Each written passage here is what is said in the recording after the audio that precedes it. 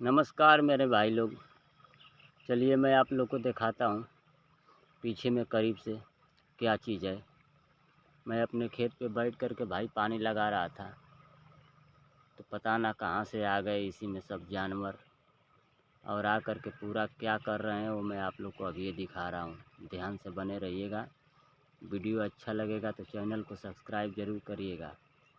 ऐसे सब वीडियो देखने के लिए आप लोग को हमेशा मिलेगा।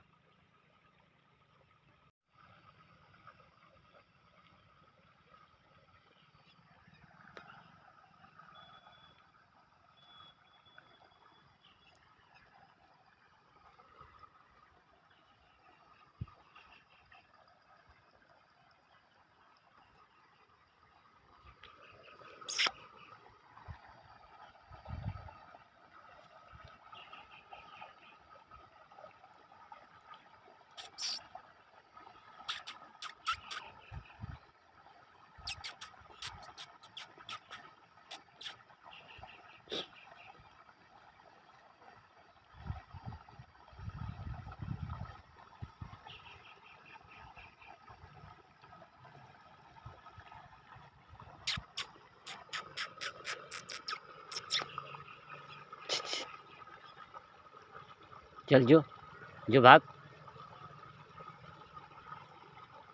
चल जो। ई तो पनिया खोलबा।